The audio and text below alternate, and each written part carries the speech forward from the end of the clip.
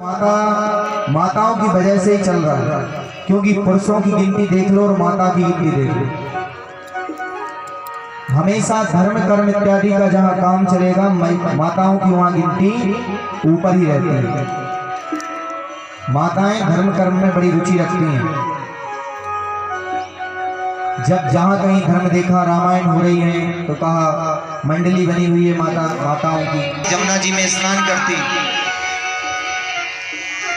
स्नान करके लौट आई।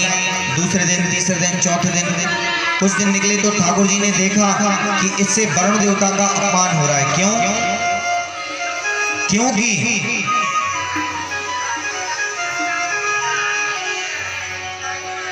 जो सखियां थी वह नग्न अवस्था में सूर्य उदय होने से पहले जमुना जी में स्नान कर लेती थी। तो नग्न नहाना वरुण देवता को पाप, वरुण देवता जल में ही वास करते हैं।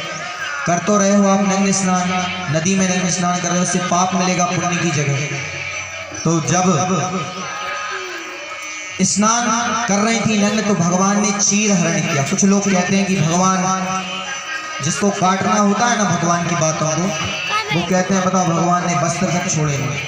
तो जब भगवान ने वस्त्र चोरी किए थे तब मात्र भगवान 5 वर्ष के थे। अब आप यहाँ देख लो 5 वर्ष का अगर कोई बालक बैठा है तो वो कितना है और क्या जानता है और क्या नहीं जानता। बिल्कुल नन्हा बालक होता है 5 वर्ष का। तो भगवान ने 5 वर्ष की आयु में चीर हरण किया। ऊपर ले गए वृक्ष पे। सखियों ने कहा कान्हा मेरे वस्त्र दे दो। तो कान्हा कहते हैं कि मुझे वचन दो कि आज के बाद नग्न अवस्था में तुम जमुना जी में स्नान नहीं करोगे। तो कहा हम वचन देते हैं। भगवान ने वस्त्र वापस किए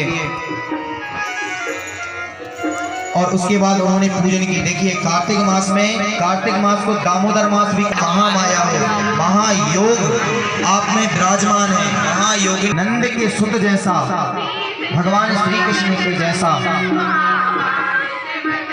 नंद गोप सुतम देवी पतिम में कुरुते नमः, ऐसा मुझे आप पति दीजिए। माता कात्यायनी से प्रार्थना कर रही है। यह उनका मंत्र है कि तत्काल प्रभावकारी है। मेरी जो आराध्या है वो माता कात्यायनी है। जो मेरी इष्ट है वो जो माता कात्यायनी की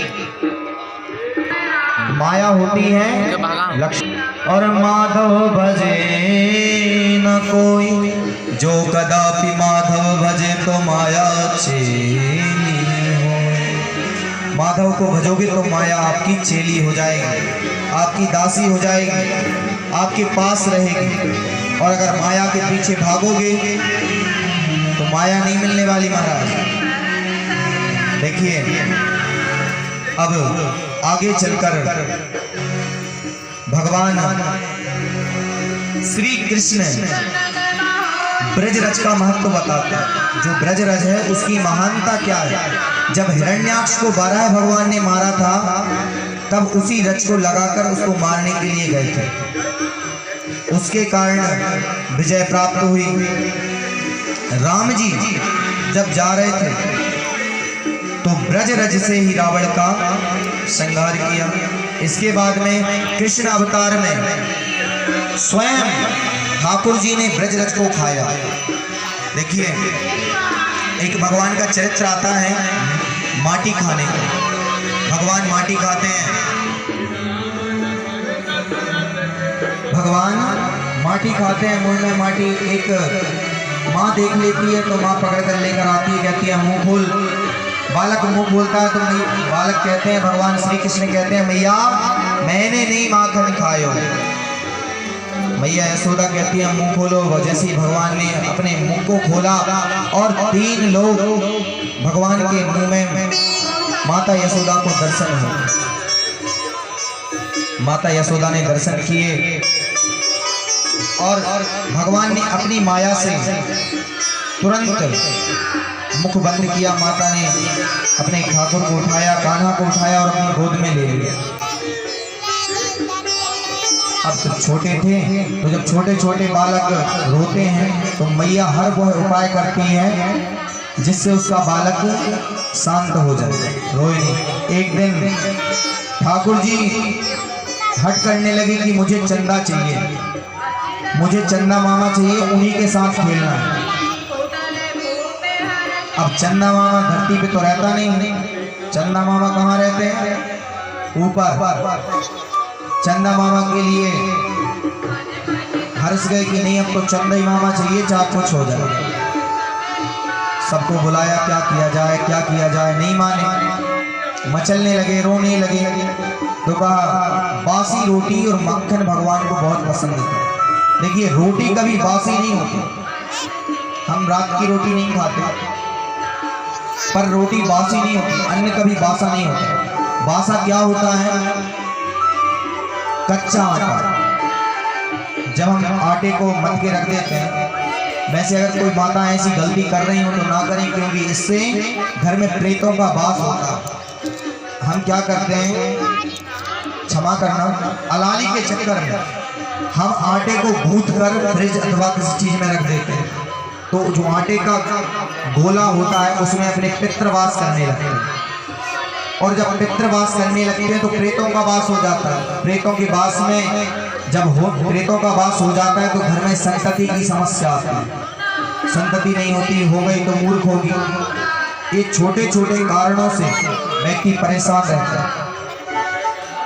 हमको आपको पता नहीं होते, हम करते रहते हैं। इसीलिए ब्राह्मणों से सलाह मशुरा लेते रहना चाहिए। अपने घर में ब्राह्मणों का आना जाना लगा रहे, ताकि वह आए, दृष्टि पड़ जाए कि पता नहीं घर में कौन सी वस्तु अस्थायी रूप से है। कोई शंख उल्टा रखता है, कोई भगवान को उल्टा बिठालता है, कोई भगवान को वस्त्र उल्टे पहनाता है, बहुत सारी त्रुटियां करते हैं छोटी छोटी। शंख को उल्टा रखोगे तो शंख से लक्ष्मी बगर जाएगी, गिर जाएगी। शंख में लक्ष्मी कैसे आएगी? कितना भी कमा लो, वो तो निकल जानी है बाहर। इसलिए घर में कम से कम छोटे मोटे अनुष्ठान करवाते रहना चाहिए, ताकि 2, 3, 5, 7 दिन में ब्राह्मण आपके घर को ठीक कर दे। जरूरी नहीं कि समस्या आए तभी हम पूजन पाठ कराएं, नहीं। अगर हम सुखी हैं, देखिए भगवान का दुख में तो हर व्यक्ति सुमरन करता है। दुख में सुमिरन सब करें और सुख में करे न कोई, जो कदापि सुख में सुमिरन करे तो दुख काहे को। देखिए अगर सुख में भगवान का आप सिमरन करेंगे तो दुख तो आना ही नहीं है, परंतु दुख का इंतजार करेंगे। दुख आएगा तभी भगवान को याद करेंगे।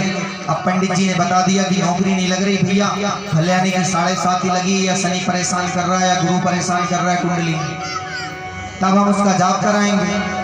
अगर कुछ नहीं है तब भी हम कुछ कराएं तो हमारे घर में दुख आने का कारण ही ना बने। परंतु धर्म में पैसा लग जाएगा तो गलत हो जाएगा। देखिए फिर भगवान ने जब मचल गए बासी रोटी के लिए, बासी रोटी सामने मैया ने लाके रखी, माखन रखा, परंतु नहीं खाया। नहीं, मुझे तो चंदई मामा चाहिए, चंदई मामा चाहिए। जब नहीं माने तो मैया ने एक कोपर रखा धरती में और उसमें भरा पानी, जिसमें बिछाया गमछा।